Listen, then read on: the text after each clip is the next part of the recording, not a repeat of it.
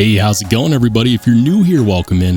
And if you've been here before, welcome back. I'm Rollshambo, the connoisseur and collector of all things sharp and shiny. And it's about time that I give you an update on one of my favorite knives of 2023. I am, of course, talking about the Microtech Ramlock Stitch. Some really impressive American-made goodness. And guys, I'm not going to fluff about. I love this knife. This was easily one of my favorite knives last year. It didn't quite make the knife of the year because it is expensive for the value proposition. It is expensive, and there were some that were known to have some locking issues. So in good faith, until that had been cleared up, I couldn't necessarily give this a nomination, even though I really wanted to. It's a very good knife, and it's also the second rendition of the infamous Microtech Auto Stitch, which has been around for a while. It's a collaboration between Borka Blades and Microtech, and they've done very, very well with it.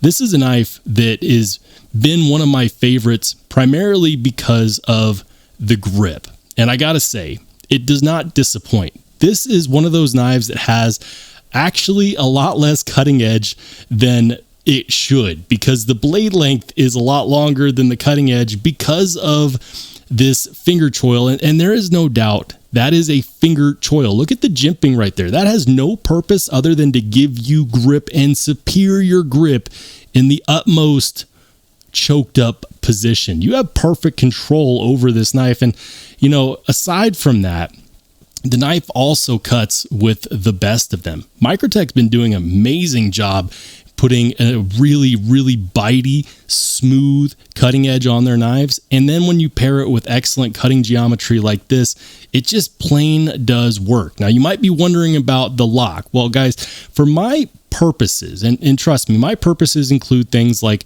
cutting open boxes, cutting open packages, breaking down those boxes, throwing those boxes away, and then waiting for the next shipment of Amazon packages to come in. I know you thought I was about to say knife reviews, but in fact, it's Amazon boxes.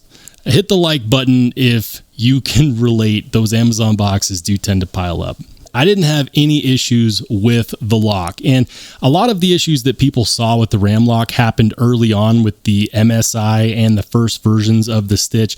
Microtech had plenty of time to fix that. My understanding was that it had a little bit to do with the burr on the inside where the Ramlock connects with the blade. I haven't had any issues with the lock whatsoever. What I can report is that the action just keeps getting better and better. This is not a small knife by any stretch. In fact, I'll go ahead and give you a quick comparison up against my Spyderco Paramilitary 2. It is right there next to the Spyderco Paramilitary 2 in length, but it's a lot heavier. This is a grown man's knife, and it's a knife that I always feel comfortable carrying because it works in every grip. If you need a choked up grip, you have it. It's never let me down there. If you want to go ahead and put it in the reverse grip for a self-defense style, you can do that, and you get plenty of range because even though you're not going to be going on to that finger choil, you can actually access the greater length of the blade like that. And I just can't stop talking about the blade because it's one of those things that enamored me from the start. I always wanted a Stitch, but I'm not a huge out the side automatic knives fan, and I didn't want to spend $300 to $400 on the original Auto Stitch only to find out that I was disappointed that it wasn't a manual opener. So like many of you, I was very excited that we actually have a manual open Stitch. This is great, and I think that they did a phenomenal job with this rendition. I'm a huge fan of the back spacer because it is nearly full body length, and it also provides some extra grip, which is nice as well. It protects the blade in the pocket, and that's really great.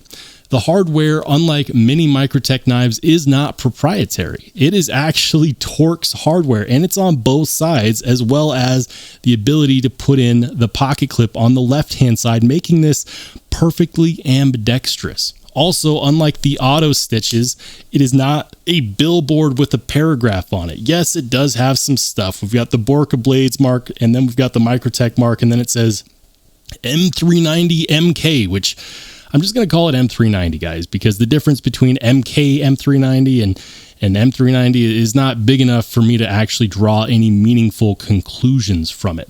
Some people complained about the pocket clip. I didn't really have any issues with it ergonomically speaking. That is a personal thing because the way your hand fits on a knife is very personal to you. It doesn't matter how comfortable it is to me if it's not comfortable to you, but I can tell you with my hands, with my meat hands that are average by male standards, my hands are a large size glove. I have absolutely no issues ergonomically with the clip. It has not bothered me, and I just didn't really feel like that it was a problem. The one thing that did happen was because I tend to wear thick pants, and because sometimes I actually use my hank as an organizer for other stuff clipped in my pocket, I did notice that the clip had developed some tap. Not a huge deal, really easy to fix. I just took the clip off, flipped it this way, and then bent it down a little bit, and yeah, there's no more tap. It's not an issue. It is just something that I noticed. And if you wear thicker pants, like let's say that you wear Carhartts on the daily and then you switch over to some regular jeans, you might also notice some tap. I just thought I'd mention that in case that could be useful to some people. And lastly, I got to talk about the aluminum handle skills. I love these aluminum handle skills. They're fluted and they're great. The milling on here is very, very grippy and very comfortable at the same time, and it feels premium. A lot of times I feel like we ask for titanium because we want that premium feel, but the truth is that aluminum is going to give you much of the same things that you love about titanium at a much more affordable price on an American-made knife. You don't have to spend $600, $700, $800 on American titanium to get that premium feel, and I'm really happy to report that. They did a great job on here. One thing that I am disappointed in is the fact that these Ramlock stitches are not coming serialized. I cannot find a serial number anywhere on here. It does have the typical Microtech birth date. I know. So far, it's just been endless minutes of me gushing about the Microtech Ramlock stitch, but they are finally available, guys. We're in the clear. The scalpers have moved on to other pastures, to other knives. And so that means that you can actually go out and buy one of these right now. They are around $300, so they're definitely not cheap, but they're not cheaply made, and they're very good quality. And it's actually one that I can feel very good about recommending to you. So if you like one, consider using my link. If you do, it does in fact help the channel. I'll link to one of my favorite places, and that is Blade Ops website. That's where I got mine. So let me know what your thoughts are in the comment section down below. Have you picked one of these up? If not, why not? Are you still considering it now that they're finally available? Let's have a conversation in the comment section down below. And as always, guys, if you want to watch more awesome knife and EDC content, click on one of the videos that pops up next.